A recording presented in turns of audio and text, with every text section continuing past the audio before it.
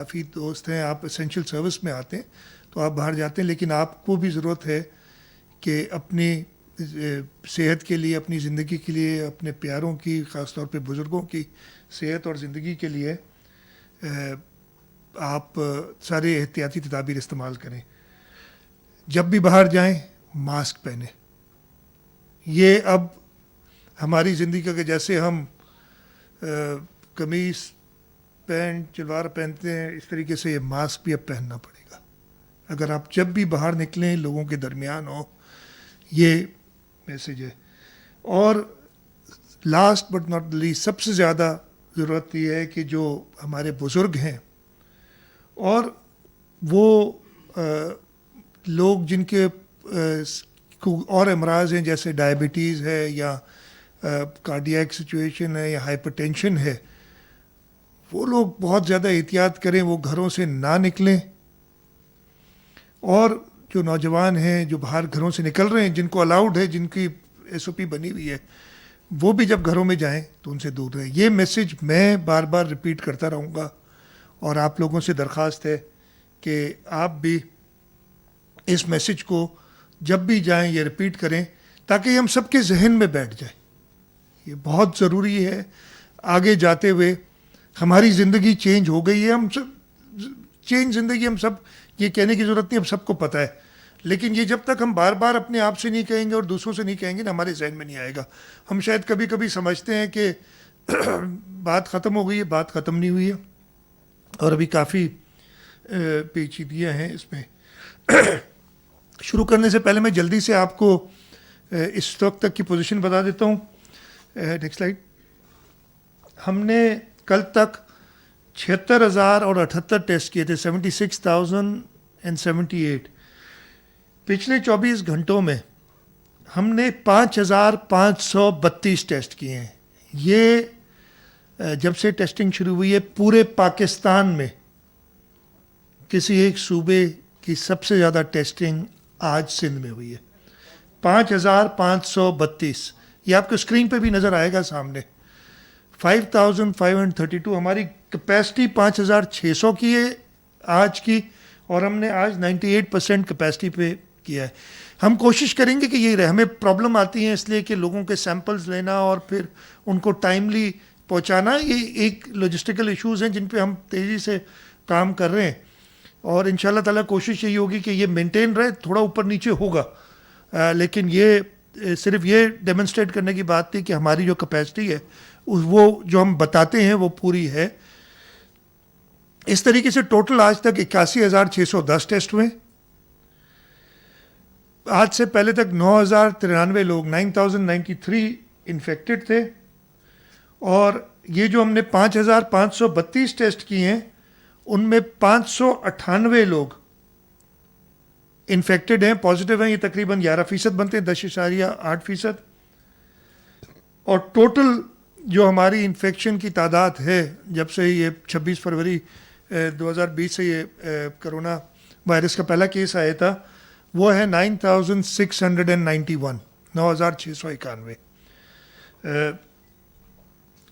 पिछले 24 घंटों में 87 अफराद, नेक्स्ट स्लाइड जी, 87 अफराद क्योर हुए हैं। और इन 87 अफराद को मिला के टोटल 1,940 लोग क्योर हो चुके हैं, जो तकरीबन 20% बनता है इन्फेक्टेड लोगों का। पिछले 24 घंटों में 5 लोग वफ़ात पा गए हैं इस वायरस की वजह से, और ये 5 को ऐड करके टोटल डेथ्स 8 मई 2020 सुबह 8 बजे तक 176 हैं जो कोरोना से जिन्होंने ज़िंदगी गंवाई है।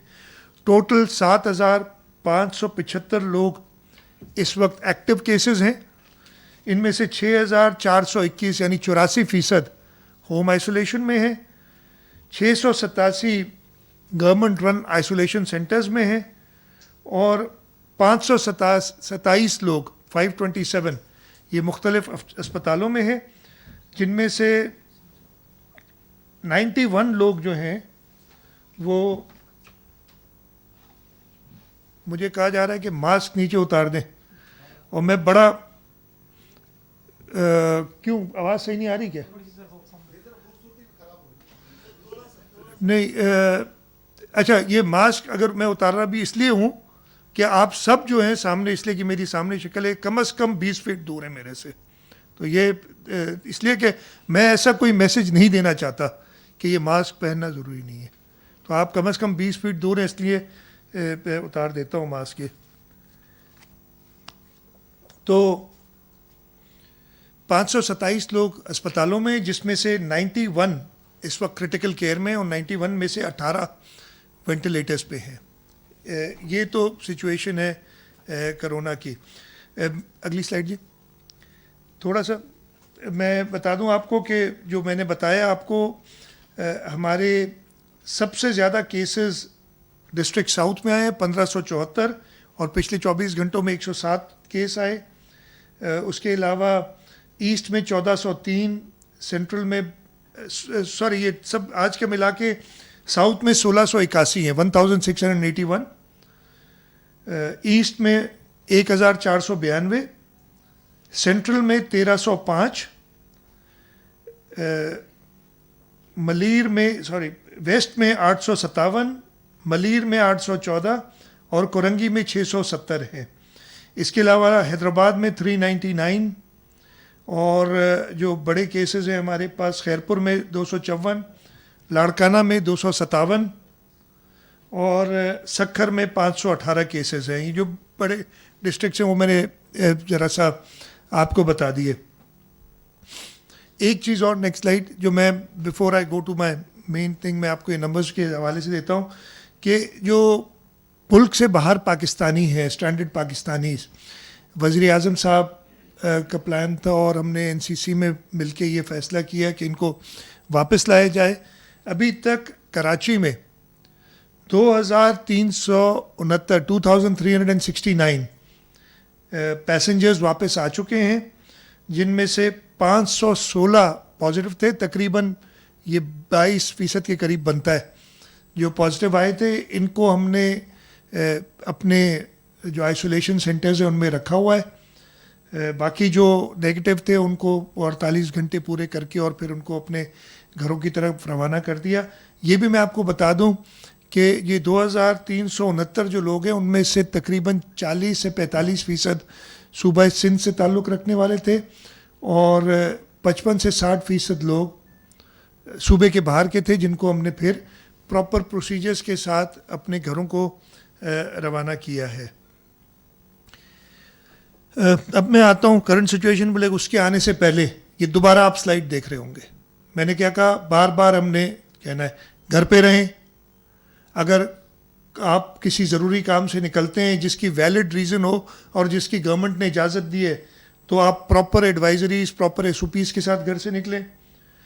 मास्क पहने जब भी घर से बाहर निकलें, और बुज़ुर्गों के लिए और जिनको बाकी अमराज हैं उनका ख़ास ख्याल रखा जाए, उनके लिए और सख्त एसओपीज़ हैं।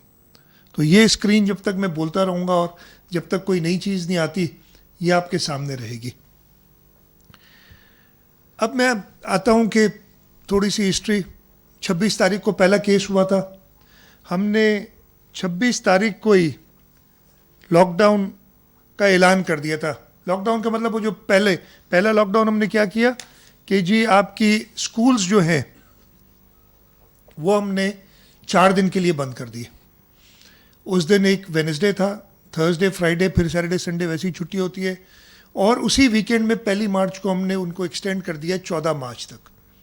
तो अगर आप कहें तो लॉकडाउन हमारा 26 तारीख से शुरू हो गया था, जैसे ही पहला केस आया। फिर ये कई बार मैं इसलिए रिपीट कर रहा हूँ कि ये पता नहीं क्यों मैं हर दफ़े रिपीट करता हूँ कि लोग कहते हैं कि पता नहीं पैनिक में आके बगैर सोचे समझे सडनली लॉकडाउन कर दिया। ऐसा नहीं था। डेट्स मैंने आपको पहले भी बताई हैं। हमने पहली को, फिर जैसे मैंने 26 के बाद पहली को 14 दिन के लिए स्कूल बंद किए। उस ज़माने में PSL चल रही थी। एक आध मैच के बाद हमने PSL को कहा कि बग़ैर क्राउड्स के होगा, और फिर PSL बाकायदा बिल्कुल ख़त्म भी कर दी। फिर हमने 14 मार्च से, बल्कि 13 मार्च को कैबिनेट ने फैसला किया कि स्कूल 1 मई तक बंद होंगे, 1 जून तक बंद होंगे, 31 मई तक। बंद होंगे। और हमने उसी वक्त उलमा से बातचीत करनी शुरू कर दी। ये 13 मार्च की बात है। शुरू में 14 मार्च को हमने जो ऐसी एक्टिविटीज़ है जिसमें लोग जमा होते हैं,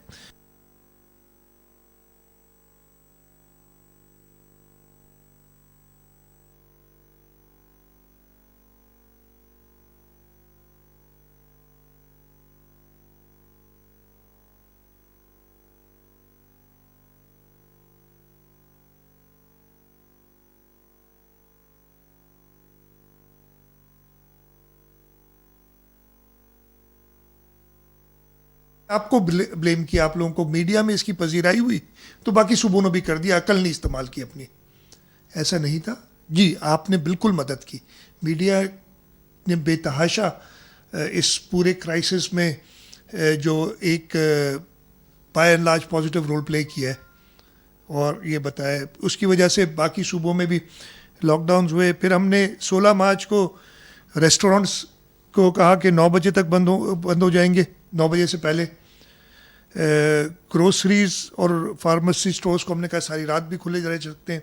शुरू में ये थी हमारी। फिर 17 मार्च से हमने शॉपिंग मॉल्स, बीच थी, सीवीओ हमारी, इलेक्ट्रॉनिक मार्केट और बाकी दुकानें बंद करनी शुरू की। फिर ट्रांसपोर्ट बंद की और बाकी सारी पार्टीज से, जो भी सिंध में पॉलिटिकल पार्टीज़ हैं, उनके साथ, गवर्नर साहब के साथ भी सलाह मशवरा करने के बाद हमने 22 मार्च से लॉकडाउन का, जो एक फाइनल फेज था लॉकडाउन का,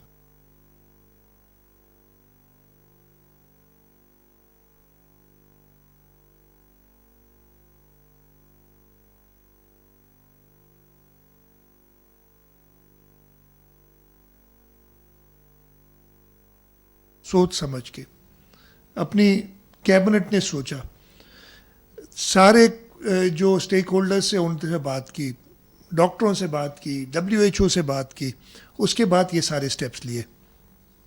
तो और फुल स्केल लॉकडाउन जो हमारा था शुरू में, वो तकरीबन 22-23 मार्च से शुरू हो गया। उसके बाद ये कहा जाता है, अभी मुझे हैरत ये होती है, रिसेंटली भी एक किसी की क्लिप मैंने देखी कि उन्होंने कहा कि जी सिंध में लॉकडाउन करके वो वफाक से पता नहीं टकराव चाह रहे हैं या वफाक की पॉलिसीज़ बंद कर रहे हैं। मेरे भाइयों और बहनों, ठीक है, 22 तारीख को मैंने तो पहले 13 मार्च को प्राइम मिनिस्टर जो मीटिंग हुई थी हमारी, उसमें कहा था कि लॉकडाउन करें, और फिर हमने खुद अपना एक प्रोसीजर शुरू किया और सबने फॉलो किया।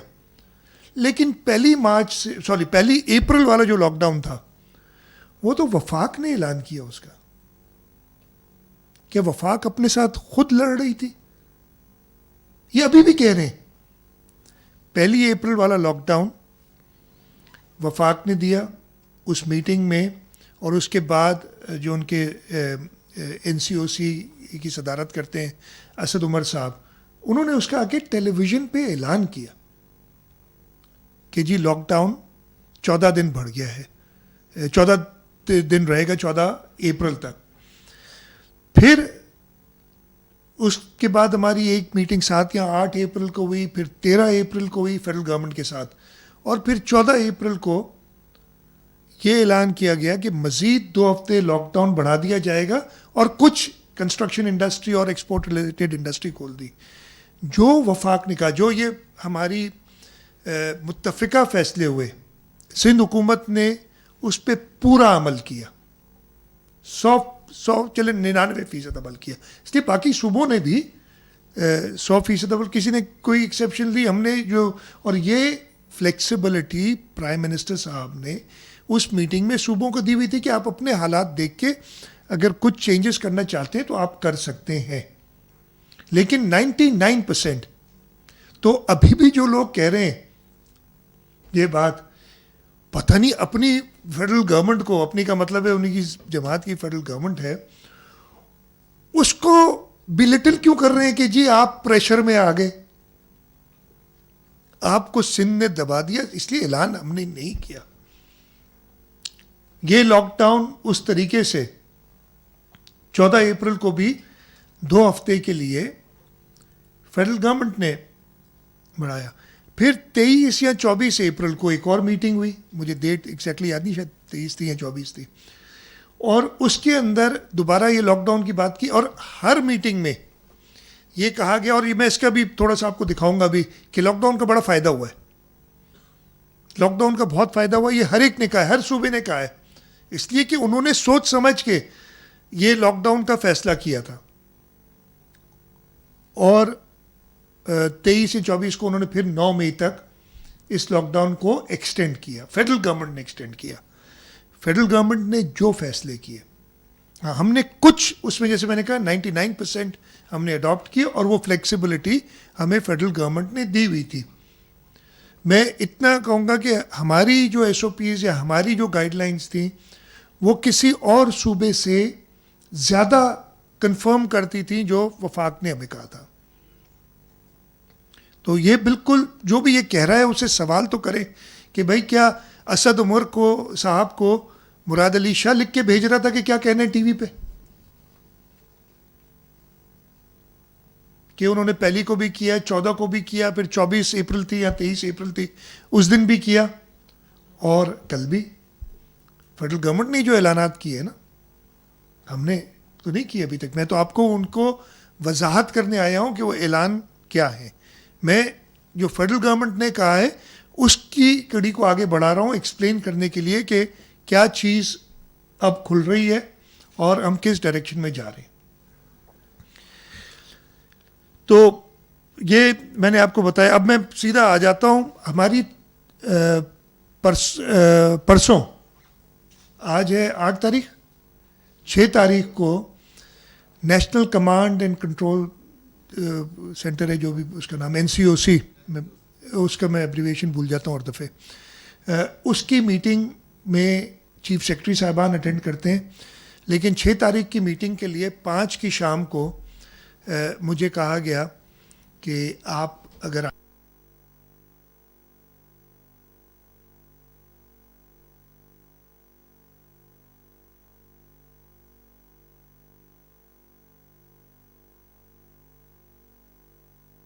मशवरे के साथ फेडरल गवर्नमेंट में, जो ये समझते हैं ना कि पता नहीं हम कोई अलग चीज़ कर रहे हैं, वो सिर्फ इसलिए कर रहा है कि शायद उनको बताया नहीं जा रहा है कि किस किस्म की कोऑपरेशन है, किस किस्म की बातचीत। कुछ चीज़ें हमें पसंद नहीं है, कुछ चीज़ें फेडरल गवर्नमेंट को हमारी पसंद नहीं है, लेकिन हम काम साथ कर रहे हैं।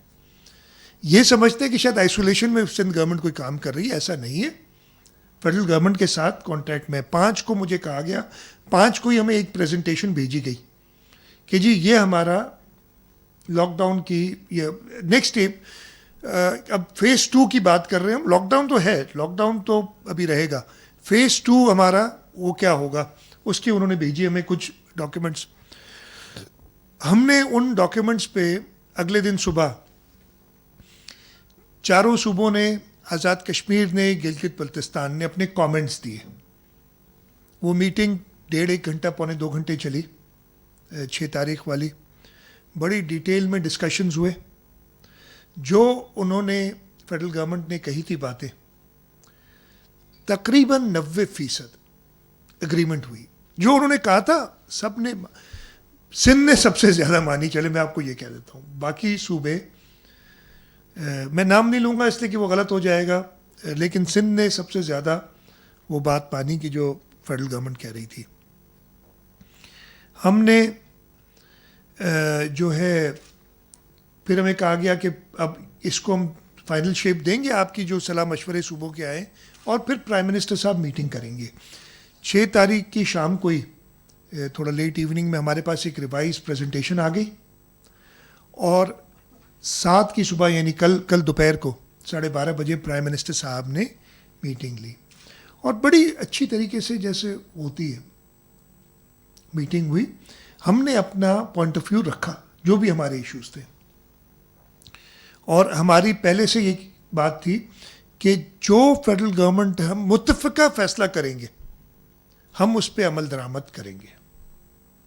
ये बिल्कुल क्लियर कहा हुआ था फेडरल गवर्नमेंट को। उसमें फेडरल गवर्नमेंट ने अपना पेश किया जो प्लान, मेरी बारी जब आई बात करने की, तो मैंने कहा, मेरी पॉइंट ये है, मैंने कहा कि जी हमें जो फैसले करने वो इमोशनली नहीं,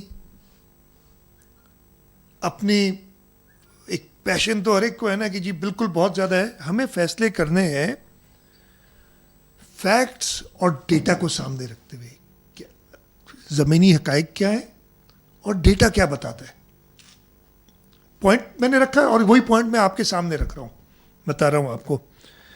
और मैंने ये भी कहा कि गलती होगी कि अगर हम इमोशनली कोई फैसला कर लें और फैक्ट्स कुछ और कहते हो। और इस बात को मैंने डेमोन्स्ट्रेट करने के लिए, इसलिए कि बड़ी अजीब, मतलब मैं अगर बताऊं कि फलाने मुल्क में ऐसा हो रहा है, फलाने मुल्क में ऐसा हो रहा है, तो मेरे ऊपर क्रिटिसिज्म आ जाती है कि वेस्ट को छोड़ो, अपनी बात करो। लेकिन कल मीटिंग में ये हुआ था कि वो वेस्ट के और सब मुल्कों के एग्जाम्पल्स दिए गए कि यहाँ पे खुल रहा है, यहाँ पे खुल रहा है, यहाँ पे खुल रहा है। तो मैंने कहा चलो जी, अब ये क्रिटिसिज्म मेरे ऊपर नहीं होगा। नहीं तो पहले मेरे ऊपर ये क्रिटिसिज्म हुआ था कि जी बताते हैं कि फलाने मुल्क में ये हो रहा है, फलाने मुल्क में ये हो रहा है, हमारे हकाइक कुछ और हैं। कल की मीटिंग में बताया गया और शुरू किया गया ईरान से। ईरान, ये आपको सामने एक ग्राफ नज़र आएगा, मैंने यही बात बताई। अगर आप इस ग्राफ में देखेंगे कि ईरान के केसेस तकरीबन 19-20 फरवरी से शुरू हुए, हाँ ये पेपर है मेरे पास, शुरू हुए, और उन्होंने लॉकडाउन लगाया तकरीबन 14 मार्च को, और उस वक्त ईरान में 987 केसेस ऑन एवरेज, पिछले 7 दिन का एवरेज जो था ना, तकरीबन 1000 केस हो रहे थे। तो उन्होंने लॉकडाउन लगाया। और उन्होंने लॉकडाउन खोला कब, ये 2 लाइनें आपको नज़र आ रही होंगी। केसेस पीक हुए और हाईएस्ट जब जाके पहुंचे तकरीबन 3000 से ऊपर केसेस थे दिन में, और जब वो वापस नीचे ग्राफ जाना शुरू हुआ तो उन्होंने लॉकडाउन खोला। तो वाकई खोला है, कोई इसमें बात नहीं है। तो मैंने ये बताया। अगली स्लाइड पे जाएंगे, और ये है डेली डेथ्स की बात, कि जब लॉकडाउन हुआ तो डेथ्स राइज पे थी जब बंद किया उन्होंने, लेकिन काफ़ी लेट किया, आपने देखा होगा कि ग्राफ पे नज़र आ रहा है आपको। और जब ये नीचे जानी शुरू हुई तो इन्होंने लॉकडाउन हटाया है और कुछ रिलैक्सेशन दी है, और ये इम्पैक्ट जो आगे नेक्स्ट स्लाइड पे जाए। दूसरा, जर्मनी का जिक्र किया गया, क्योंकि जी जर्मनी में इतनी तबाही हुई और अब उन्होंने भी खुलना शुरू किया। मैंने कहा जी बिल्कुल ठीक है। जर्मनी ने भी क्या किया, जर्मनी में भी केसेस शुरू हुए। जब जर्मनी ने लॉकडाउन किया तो उस वक्त 59 दिन का एवरेजेस डेली केसेस थे 3375। ये जो तकरीबन 21-22 मार्च को जर्मनी ने लॉकडाउन किया, उस वक्त तकरीबन 3500 केस हो रहे थे उनके डेली, और वो केस ऊपर बढ़े। और अब जर्मनी ने रिलैक्स करना शुरू किया, इसलिए कि आप देख रहे होंगे ये कर्व वापस नीचे जा रहा है। डेथ्स को देख लें, तब भी यही सिचुएशन है कि वो डेथ्स ऊपर गई, और फिर जब अब इन्होंने लॉकडाउन खोला है तो डेथ्स नीचे जा रही है। इटली की बात की गई, मैंने कहा यार इटली, और ये मैंने सारी उधर बताई हैं बातें, मैं आपको रिपीट कर रहा हूँ। इटली के लिए भी उन्होंने जब लॉकडाउन किया तो उस वक्त 1600 डेथ्स हो रही थी रोज़ाना, सॉरी डेथ्स नहीं हो रही थी, केसेस हो रहे थे। 1600 केसेस हो रहे थे, और हालत उनकी ख़राब होती चली गई, और ये तकरीबन 6000 पे पहुंच गए थे एक वक्त में पर डे। और अब वो जब नीचे जा रहा है ग्राफ वापस, तो वो रिलैक्सेशन दे रहे हैं। तो मैंने ये बताया, अगली कर लें, ये सिमिलरली इटली की डेथ्स का है। अमेरिका की भी बात हुई। अमेरिका में जब लॉकडाउन उन्होंने किया, मेरा ख्याल है काफ़ी मिस हैंडल किया चीज़ को, और वो खुद कहते हैं। उधर आपने देखा होगा कि डिफरेंट स्टेट्स के गवर्नर्स डिफरेंट बातें कर रहे हैं। मैं किसी और मुल्क के सरबराह के बारे में नहीं कहूँगा, लेकिन वो चीज़ें आपने मीडिया में देखेंगी। अमेरिका ने लॉकडाउन किया था जब उनके डेली केसेस 18,000 के करीब हो गए थे, 17,719 का 60 दिन का एवरेज था। इसी वजह से जो हालत हुई है उधर, सबसे एडवांस मुल्क, सबसे बेहतर मेडिकल फैसिलिटीज, गलती क्या की? लॉकडाउन नहीं किया टाइमली। मेरा ये ख्याल है। अब सबकी ये हमारे जो एक्सपर्ट्स थे, हम जब साथ बैठ रहे थे, ये सोच थी हमारी, इसलिए उन्होंने लेट कर दिया। और जो हालत उधर हुई है हम सबको पता है। जब इंसान जंग की सूरत हाल में होता है तो फिर बाकी चीजें पीछे हो जाती हैं। एक मैं आगे बात करूंगा, ठीक है जी, आगे चलें। एक ये डेथ्स के बारे में बताया, जैसे अभी तक अगर आप देखें कि अमेरिका जब ओपनिंग कर रहा है, कुछ ओपनिंग कर रहा है, इतने ज़्यादा नहीं कर रहा, कुछ स्टेट्स कर रही हैं, कुछ स्टेट्स नहीं कर रही है, अलग अलग उनका चल रहा है। और अभी तक वो पीक पे चले गए, अब वो प्लेटो जो है, एक फ्लैट सरफेस आ गया है, और उनको यही उम्मीद है कि आगे नीचे जाएंगे। अच्छा, पता, ये बिल्कुल सही बात है कि पता किसी को नहीं, एक सेकंड स्पाइक सब कहते हैं आएगी, लेकिन वो जब आएगी तो उस वक्त हैंडल करेंगे ना सारे मुल्क। ये सबको पता है कि खोलने की वजह से दोबारा स्पाइक आएगी, आ सकती है और शायद आएगी, लेकिन जब वो आएगी तो उस हिसाब से फैक्ट्स और डेटा को देखते हुए आप फैसले करेंगे। अगर फैक्ट और डेटा कहता है कि अभी आपके केस राइज पे हैं, तो आप फैसला वो नहीं करेंगे। खैर, पाकिस्तान पे आ जाएं।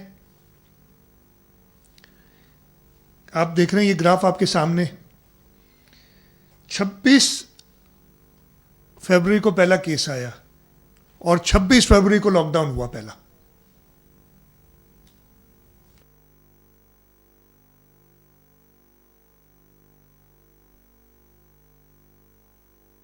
अंदाजा है कि ये ट्रेजेक्टरी जाती, ये हमारी एनालिसिस है। ये आप देख रहे होंगे ऊपर, आपको आई होप नजर आ रही हो, और टेलीविजन स्क्रीन्स पे भी नजर आ रही हो। ये अगर हम लॉकडाउन नहीं करते तो ये ट्रेजेक्टरी होती, जो एक ब्लू में आपको डॉटेड लाइन नजर आ रही है, और जो इसका ये शेडेड आपको देखे ना, ये बीच में से एक फिट लाइन फिट करते हैं, मैथमेटिकल एक वो चीज़ है। हमने लॉकडाउन किया, राइस बड़ी स्लो हुई, और मैं इसका एग्जांपल देता हूँ। कई बार हमने जब लॉकडाउन किया, बाकी सब ने उसको फॉलो किया, और उन्होंने अपना माइंड अप्लाई करके, कोई इस वजह से नहीं कि मीडिया ने उन्हें फोर्स किया कि फॉलो करो, सब ने अपना mind, media played its role, a very positive role, लेकिन उन्होंने अपना माइंड अप्लाई करके जब पूरे मुल्क में लॉकडाउन हुआ, पूरे मुल्क में आप देख रहे हैं कि वो खुदा ना खास्ता लाइन सीधी ऊपर नहीं गई, स्लोली, लेकिन अभी ऊपर जा रही है, और हम सबको पता है कि अभी ऊपर जा रही है। फिर हमने, अगर आप देखेंगे तो ये इसका स्लोप होता है लाइन का, जिस तरीके से ये ऊपर राइज कर रही है। वो जो दूसरी लाइन एक आप नज़र आ रही है आपको ऑरेंज, ये तकरीबन 14 अप्रैल है जब हमने कुछ खोल दी थी चीज़ें, देखा आपने एकदम लाइन ऊपर हो गई तेज।